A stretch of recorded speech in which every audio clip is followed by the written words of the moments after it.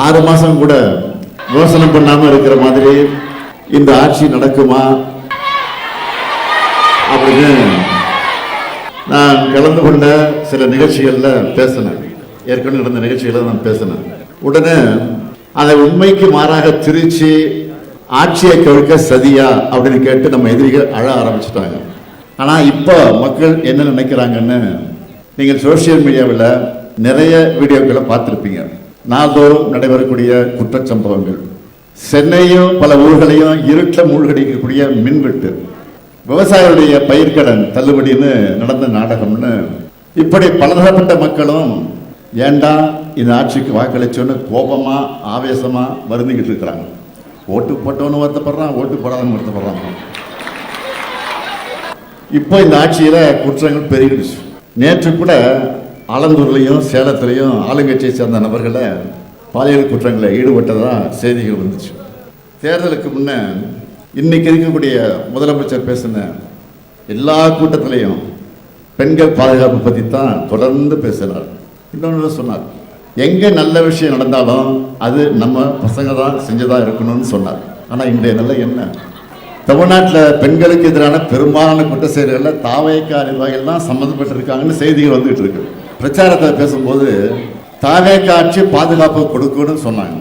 ஆனால் இப்போ தாவேக்கா கிட்ட இருந்து பாதுகாப்பு வேணும்னு மக்கள் கேட்குற நிலைக்கு இன்னைக்கு தமிழ்நாடு வந்து எல்லாரும் ஷாப்பிங் போனால் என்ன வாங்குவாங்க, வீட்டுக்கு தேவையான பொருட்களை வாங்குவாங்க. ஆனால் இப்போ நம்ம முதலமைச்சர் என்ன செய்யறாரு தெரியுமா, அதிமுக எம்எல்ஏக்கள் ஷாப்பிங் பண்ணிட்டு இருக்கிறாரு. நமக்கு என்ன சந்தேகம்னா, அவர் ஆட்சி மேல அவருக்கே நம்பிக்கை இல்லையா, அல்லது அவருக்கு ஆதரவு கொடுத்து கொண்டிருக்கக்கூடிய மற்ற கட்சிகள் மேல நம்பிக்கை இல்லையா? பாஜக மற்ற மாநிலங்களில் பண்றதே இங்க முதலமைச்சர் விஜய் அவர்கள் செஞ்சுட்டு இருக்காரு. அதாவது பாஜகவோட ஜெராக்ஸ் மாதிரி செயல்படுறாரு. உதவின்னு கேட்டப்போ அவருக்கு ஆதரவு கொடுத்த கட்சிகள் எல்லாம் இதை பத்தி கேட்கிறப்ப தர்ம சங்கடத்தை தவிக்கிறாங்க. ஒரே மாசத்துல எம்எல்ஏக்கள் ரிசைன் பண்ணிட்டு தாவேக்காவில் ஜாயின் பண்றாங்களே, அந்த அளவுக்கு அப்படி என்ன ஆஃபர் தாவேக்காவில் கிடைச்சிருக்குன்னு பேசணுமா வேணாமா? ஜனநாயகத்தை கேலி கூத்தாக்குற அசிங்கமான ஆட்சியா இந்த ஆட்சி இருக்கு. முதலமைச்சர் தான் மேடைக்கு மேட கான்பிடண்டா இருங்க, கான்பிடண்டா இருங்க சொல்றாரு. அவர் முதல்ல கான்பிடண்டா இருக்காரா? தீர்ந்து போன சக்தி விட்டிய திருடுற இவர் எவ்வளவு காஞ்சிபுரம் சக்தியா இருப்பாரு. நேற்று முன்தினம் டெல்லியில் பிரதமர் தலைமையில் முதலமைச்சர்கள்லாம் கலந்து கொள்ளக்கூடிய நிதி ஆயோக் கூட்டம், அந்த கூட்டத்துக்கு இந்த முதலமைச்சர் இங்கே இருக்கக்கூடிய முதலமைச்சர் போயிருக்கிறார். அங்கே போய் என்ன பேசினார்லாம் உங்களுக்கு தெரியும். நான் முதலமைச்சராக இருக்கிறப்ப இதே மாதிரி டெல்லி சென்று பேசினப்போ இப்போ முதலமைச்சராக இருக்க என்னவெல்லாம் பேசினா தெரியுமா? நான் அவருக்கு ஞாபகப்படுத்துகிறேன். அமலாக்கத்துறை வழக்கில் இருந்து தப்பிப்பதற்காக போனாங்க, பாஜக காலில் விழுந்து மறைமுக கூட்டணி வச்சிருக்காங்க, அதனால தான் ஒரு போட்டோ எடுக்கும்போது முன்வரிசையில் நிற்க வச்சு ஸ்டாலினுக்கு இடம் கொடுத்தாங்க. இதெல்லாம் யார் சொன்னது? அவர் சொன்னது. இப்போ நீங்க என்ன பண்ணிட்டு வந்திருக்கிறீங்க? நான் கேட்கவா? நான் கேட்கிறேன். இப்போ சொல்லுங்க, மிஸ்டர் சீஃப் மினிஸ்டர், மாண்புமிகு முதலமைச்சர், கரூர் சிபிஐ வழக்கில் தப்பிக்க தானே நீங்க டெல்லிக்கு போனீங்களா? பாஜகவை உறுதியா விமர்சிச்சு பேசினா உங்க ஆட்சிக்கு ஆபத்து வந்துடுன்னு பேசவே பயப்படுறீங்களா? இந்த கேள்வியெல்லாம் கேட்டு ஒரு முதலமைச்சராக நீங்க அரசு கூட்டத்தில் கலந்துகிட்டதை உங்களை மாதிரி நான் தரம் தாழ்த்தி விமர்சிக்க விரும்பல. எதிர்கட்சியா இருக்கிற நாம மீண்டும் ஆளுங்கட்சியா மாறணும்னா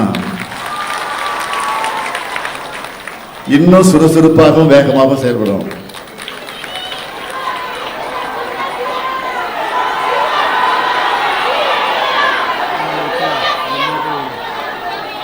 அதுக்கான களமாகத்தான் இந்த கூட்டம் நடந்துகிட்டு இருக்கு. 6 மாசம் கூட யோசனை பண்ணாம இருக்கிற மாதிரி இந்த ஆட்சி நடக்குமா அப்படின்னு நான் கலந்து கொண்ட சில நிகழ்ச்சிகள்ல பேசினேன். ஏற்கனவே நடந்த நிகழ்ச்சிகளை நான் பேசினேன். உடனே அதை உண்மைக்கு மாறாக திரிச்சு ஆட்சியை கவிழ்க்க சதியா அப்படின்னு கேட்டு நம்ம எதிரிகள் அழ ஆரம்பிச்சுட்டாங்க. ஏற்கனவே நான் நிறைய முறை சொல்லிட்டேன். இன்னொரு முறையும் இந்த கூட்டத்தில் நான் தெளிவாக சொல்ல விரும்புகிறேன். திமுக கழகம் பொறுப்பான விழிப்பான எதிர்க்கட்சியா தன்னுடைய கடமையை உறுதியா செய்யும். இந்த ஆட்சியுடைய தோல்விகளை நாம் தொடர்ந்து சுட்டி காட்டுவோம், கேள்விகளை கேட்போம். அடுத்து எப்ப தேர்தல் இருந்தாலும் மக்களை இந்த ஆட்சியை அகற்றுவாங்க.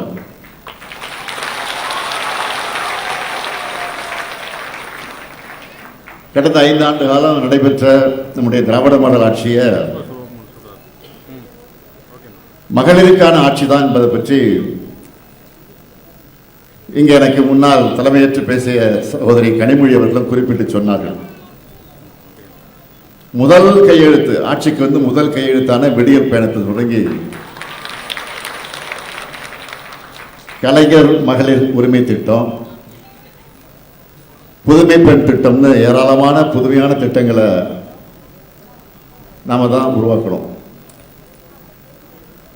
அது மக்களுக்கு சரியா சென்றடைதான பார்த்து செஞ்சு கொடுத்தோம். அது மட்டுமல்ல, இப்ப நடந்து முடிந்த தேர்தல் எலெக்ஷன் நேரத்தில் கூட பெண்களுக்காகத்தான் நிறைய வாக்குறுதிகளை நாம் கொடுத்தோம். குறிப்பா சொல்லணும்னா 8000 ரூபாய் கூப்பன் கொடுக்கிற இல்லத்தரசி திட்டம். அது மட்டுமா, உரிமை தொகை உயர்வுன்னு இப்படி நிறைய இருக்கு. ஆனா இப்போ மக்கள் என்ன நினைக்கிறாங்கன்னு நீங்கள் சோசியல் மீடியாவில் நிறைய வீடியோக்களை பார்த்துருப்பீங்க. நாள்தோறும் நடைபெறக்கூடிய குற்றச்சம்பவங்கள்,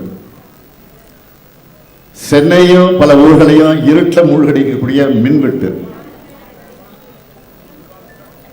விவசாயிகளுடைய பயிர்க்கடன் தள்ளுபடின்னு நடந்த நாடகம்னு இப்படி பலதரப்பட்ட மக்களும் ஏண்டா இந்த ஆட்சிக்கு வாக்களிச்சோன்னு கோபமா ஆவேசமா வருந்திக்கிட்டு இருக்கிறாங்க. ஓட்டு போட்டவனு வருத்தப்படுறான், ஓட்டு போடாதவனு வருத்தப்படுறாங்க. அதான் இப்ப இருக்கக்கூடிய நிலை. சாதாரணமாக சொல்றாங்க, ஏதோ 2 ஓட்டு போட்டோம், நீங்க தான் ஆட்சிக்கு வரும்னு நினைச்சோம், இப்படி ஆயிடுச்சு. இப்போ இந்த ஆட்சியில குற்றங்கள் பெருகிடுச்சு. நியூஸ் சேனலை வச்சால கொடூரமான குற்ற சம்பவங்கள் தான் செய்திகளா வந்துகிட்டு இருக்கு. எனக்கு முன்பு பேசிய தங்கை கனிமொழி சொன்னால, சமீபத்தில் திருவைகுண்டத்தில் ஆளுங்கட்சி சார்ந்த பெண்ணுக்கு அந்த கட்சியினர பாலியல் தொல்லை கொடுத்திருக்கிறாங்க. இது பத்தி 2 அமைச்சர்கிட்ட முறையிட்டும் நீதி கிடைக்கல. நேற்று கூட ஆலந்தூர்லையும் சேலத்திலையும் ஆளுங்கட்சியை சேர்ந்த நபர்களை பாலியல் குற்றங்களில் ஈடுபட்டதா செய்திகள் வந்துச்சு. தேர்தலுக்கு முன்ன இன்னைக்கு இருக்கக்கூடிய முதலமைச்சர் பேசின எல்லா கூட்டத்திலையும் பெண்கள் பாதுகாப்பு பற்றி தான் தொடர்ந்து பேசினார். இன்னொன்று சொன்னார், எங்க நல்ல விஷயம் நடந்தாலும் அது நம்ம பசங்க தான் செஞ்சதா இருக்கணும்னு சொன்னார். ஆனா இன்றைய நிலை என்ன?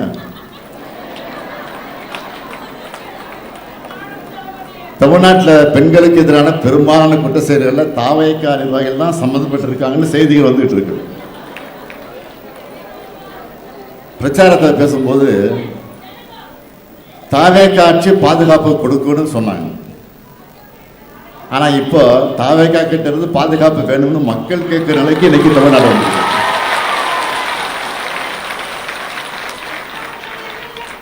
பொதுவா எல்லாரும் ஷாப்பிங் போனா என்ன வாங்குவாங்க? ட்ரெஸ் வாங்குவாங்க, வீட்டுக்கு தேவையான பொருட்களை வாங்குவாங்க. ஆனா இப்ப நம்ம முதலமைச்சர் என்ன செய்யறாரு தெரியுமா? அதிமுக எம்எல்ஏக்கள் ஷாப்பிங் பண்ணிட்டு இருக்கிறாரு.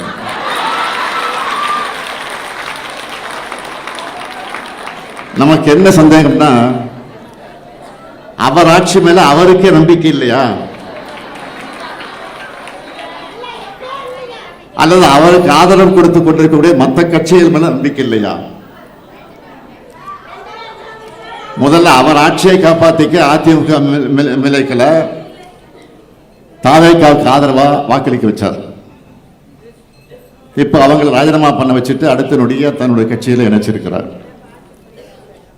இந்த மாதிரி நியூஸ் எல்லாம் பார்க்கும்போது உங்களுக்கு என்ன ஞாபகம் வரும்?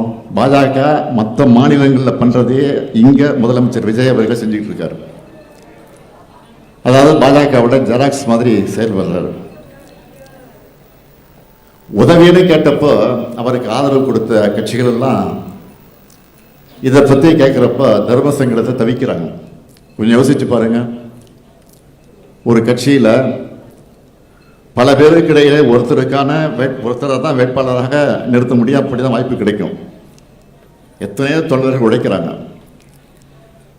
கூட்டணி கட்சிகளை இவங்க வெற்றிக்காக உழைக்கிறாங்க. இத்தனை பேருடைய உழைப்புல வெற்றி பெற்றுட்டு வாக்குப்பதிவின் போது கைவிரல்ல வச்ச மை அழிகிறதுக்குள்ளேயே ரிசைன் பண்ணிட்டு ராஜினாமா பண்ணிட்டு இன்னொரு கட்சிக்கு ஆதரவு கொடுக்குறாங்க. ஜனநாயக சக்திகள் நியாயமா இதை கேள்வி கேட்கணுமா வேணாமா? ஒரே மாசத்துல எம்எல்ஏக்கள் ரிசைன் பண்ணிட்டு தாவேக்காவை ஜாயின் பண்றாங்களே, அந்த அளவுக்கு அப்படி என்ன ஆஃபர் தாவேக்காவில் கிடைச்சிருக்குன்னு பேசணுமா வேணாமா?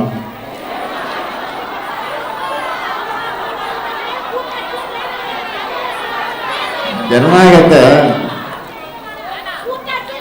கேலி கூத்தாக்குற அசிங்கமான ஆட்சியா இந்த ஆட்சி இருக்கு. முதலமைச்சர் தான் மேடைக்கு மேடை கான்பிடண்டா இருங்க, கான்பிடண்டா இருங்க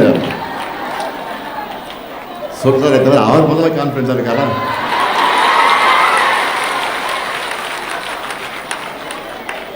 அதனாலதான் தீர்ந்து போன சக்தின்னு சொன்னவங்க கூட உறுப்பினர்களை திருடிட்டு இருக்காரு. தீர்ந்து போன சக்தி விட்டே திருடுற இவர் எவ்வளவு காஞ்சி போன சக்தியா இருப்பார். பாலியல் வன்முறைகள், அறிவால் வெட்டு, பெட்ரோல் குண்டு வச்சு நடக்கிறதெல்லாம் பார்த்து யாராவது விமர்சிக்காம இருக்க முடியுமா? வாக்குறுதிகள் நிறைவேற்ற டைம் தரலாம். ஆனா பொதுமக்களுடைய பாதுகாப்பு பத்தி எப்படி பேசாம இருக்க முடியும்? நேற்று முன்தினம் டெல்லியில் பிரதமர் தலைமையில் முதலமைச்சர்கள்லாம் கலந்து கொள்ளக்கூடிய நிதி ஆயோக் கூட்டம். அந்த கூட்டத்துக்கு இந்த முதலமைச்சர், இங்கே இருக்கக்கூடிய முதலமைச்சர் போயிருக்கிறார். அங்கே போய் என்ன பேசினார்லாம் உங்களுக்கு தெரியும். திராவிட மாடல் ஆட்சியில் தமிழ்நாட்டு உரிமைகளுக்காக நாம் வச்ச கோரிக்கைகள் சிலவற்றையும், நம்ம ஆட்சியில் செஞ்சிருக்கக்கூடிய சாதனைகளில் சிலவற்றையும் தன்னுடைய உரையில் அவர் பேசியிருக்கிறார். முதலமைச்சராக இருந்த விஜய் பேசியிருக்கிறார். அதே சமயத்தில் பேசுறது நம்ம வரவேற்கிறோம். அதே சமயத்தில் நான் முதலமைச்சராக இருக்கிறப்ப இதே மாதிரி டெல்லி சென்று பேசினப்போ இப்ப முதலமைச்சராக இருக்க என்னவெல்லாம் பேசினா தெரியுமா? நான் அவருக்கு ஞாபகப்படுத்துகிறேன். அமலாக்கத்துறை வழக்கில் இருந்து தப்பிப்பதற்காக போனாங்க. பாஜக காலில் விழுந்து மறைமுக கூட்டணி வச்சிருக்காங்க. அதனாலதான் குரு போட்டோ எடுக்கும்போது முன்வரிசையில் நிற்க வச்சு ஸ்டாலினுக்கு இடம் கொடுத்தாங்க. இதெல்லாம் யார் சொன்னது? அவர் சொன்னது. இப்ப நீங்க என்ன பண்ணிட்டு வந்திருக்கிறீங்க? நான் கேட்கவா?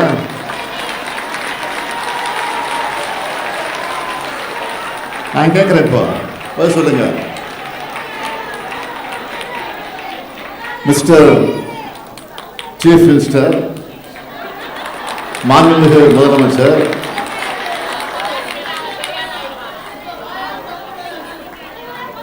கரூர் சிபிஐ வழக்கில் தப்பிக்க தானே நீங்க டெல்லிக்கு போனீங்களா? பாஜகவை உறுதியா விமர்சிச்சு பேசினா உங்க ஆட்சிக்கு ஆபத்து வந்துடுன்னு பேசவே பயப்படுறீங்களா? இந்த கேள்வியெல்லாம் கேட்டு ஒரு முதலமைச்சராக நீங்க அரசு கூட்டத்தில் கலந்துகிட்டத உங்களை மாதிரி நான் தரம் தாழ்த்தி விமர்சிக்க விரும்பல.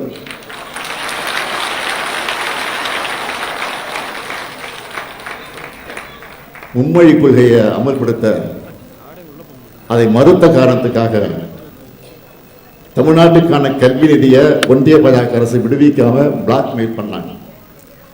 திமுக அரசு அதை எதிர்த்து போராடணும். அதுல கூட இப்போ இருக்கிற முதலமைச்சர் என்ன சொன்னார்? பாஜக அரசை கண்டிக்காம கொடுப்பது அவங்க கடமை, வாங்குறது எங்க உரிமை. ஆனா பாசிசமும் பாயாசமும் எல்கேஜி யூகேஜி பசங்க மாதிரி சண்டை போடுறாங்கன்னு நக்கல் நையாண்டி பண்ணீங்களா? இப்ப நீங்க மட்டும் என்ன பண்ணிட்டு வந்திருக்கீங்க? நிபந்தனைகள் இல்லாம நிதியை கொடுக்கணும்னு தான் நீங்க கேட்டிருக்கீங்க. இப்படித்தான் செய்ய முடியும். ஏன்னா இது சினிமா இல்லை, ஆட்சி நிர்வாகம். மாநில உரிமைகள் சார்ந்த எதுவாக இருந்தாலும், மாநில உரிமைகள் சார்ந்த உரிமைகள் எதுவாக இருந்தாலும் திராவிட மாடல் அரசு போட்டு தந்த ப்ளூ பிரிண்ட் படிதான் யாராக இருந்தாலும் செயல்பட முடியும். சொல்லப்போனா இந்தியாவுடைய 2வது பெரிய பொருளாதாரம் தமிழ்நாடு. பெண்கள் அதிகம் தொழிற்சாலைகளில் பணிபுரியக்கூடிய மாநிலம் தமிழ்நாடு. நம் மாணவர்களுக்கு நீட் விலக்கென திமுக அரசோட பாலிசி நோட் மாதிரி தான் முதலமைச்சருடைய மொத்த பேச்சு இருந்துச்சு. ஈடிச்சாங்க காப்பியா இருந்தா நல்லா இருக்காதுன்னு 2030க்குள்ள $1 டிரில்லியன் பொருளாதாரம் நான் சொன்னதை மட்டும் 2036க்குள் $1.5 டிரில்லியன் அப்படின்னு கொஞ்சமா ஏதோ பட்டி பார்ப்பாங்களே கார்ல, பட்டி பார்க்குற மாதிரி முதலமைச்சர் பேசிட்டு இருந்தாலும் அதுக்காக என்னுடைய வாழ்த்துக்கள். மிஸ்டர் சீஃப் மினிஸ்டர், உங்களுக்கு நன்றி. ஓ சாரி, மாண்புமிகு முதலமைச்சர் அவருக்கு. இப்போ வேற ஒன்றும் இல்லை. இப்போ நான் கேட்ட கேள்விகள்லாம் இங்கே வந்திருக்கக்கூடிய மகளிர் அணி உடன்பிறப்புகள் மக்கள் கிட்ட கொண்டு போய் சேர்க்கணும். மக்கள் கிட்ட சேர்க்கணும். நம்மை நம்பி 1,52,00,000 பேர் வாக்களிச்சிருக்கிறாங்க. அவங்களுடைய நம்பிக்கையை காப்பாற்றணும். எனவே விழிப்புணர்வு ஏற்படுத்தினா மட்டும் போதாது. லட்சக்கணக்கான இளம்பெண்களை திமுகவை நோக்கி ஈர்த்து வரணும். அது மாதிரி நம்ம செயல்பாடுகள் இருக்கணும். நம்ம கிட்ட வரலாறு இருக்கு, கொள்கை இருக்கு, சாதனை இருக்கு, எதிர்காலத்துக்கு தேவையான தொலைநோக்கு பார்வை இருக்கு. இது எல்லாத்தையும் அவங்களுக்கு புரியுற மாதிரி சொல்லுங்க. புரிஞ்சிக்க ஆரம்பிச்சா நிச்சயம் அவங்க திமுகவை நோக்கி தான் வருவாங்க. அதுக்கான பொறுப்பும் கடமையும் மகளிர் அணியாக இருக்கக்கூடிய உங்ககிட்ட தான் இருக்கு. நம்முடைய இயக்கம் அறிவு இயக்கம் என்பதை காட்டுங்க. எல்லோரையும் நம்ம நோக்கி, நம்ம இயக்கத்தை நோக்கி அழைச்சிட்டு வாங்க. தலைவர் கலைஞர் தான் சொல்லுவார் அடிக்கடி, கட்சி என்பது தலை, ஆட்சி என்பது கிரீடம். தலை இருந்தா கிரீடத்தை எப்போ வேணுமாலும் வச்சுக்கலாம். ஆனா கிரீடத்தை மட்டும் வச்சுக்கிட்டு தலையை தேட முடியாது. இப்போ நாம தலையை பலப்படுத்துகிற பணிகளை தொடங்கி இருக்கோம். நம்முடைய பலம் நம்முடைய கட்சியுடைய அமைப்பு முறை. அதனால்தான் இந்த கருணாநிதியின் வாழ்க்கையே முடிஞ்சாலும் திமுகவின் வாழ்க்கை முடியாது தலைவர் கலைஞர் சொன்னார். திமுகவின் பயணம் தொடர உங்களுடைய உழைப்பை கொடுங்க கொடுங்க கொடுங்கன்னு இன்னும் சொல்றேன். நான் எப்பொழுதும் உங்களுக்கு அண்ணனாக, தம்பியாக, சகோதரனாக, உடன்பிறப்பாக, ஒட்டுமொத்தமாக உங்களை உடன்பிறப்பாக இருப்பேன் என்ற உறுதியை சொல்லி, மகளிருக்கான உங்களுக்கு உரிய அங்கீகாரம் நிச்சயம் கிடைக்கும் என சொல்லி விடைபெறுகிறேன். நன்றி, வணக்கம்.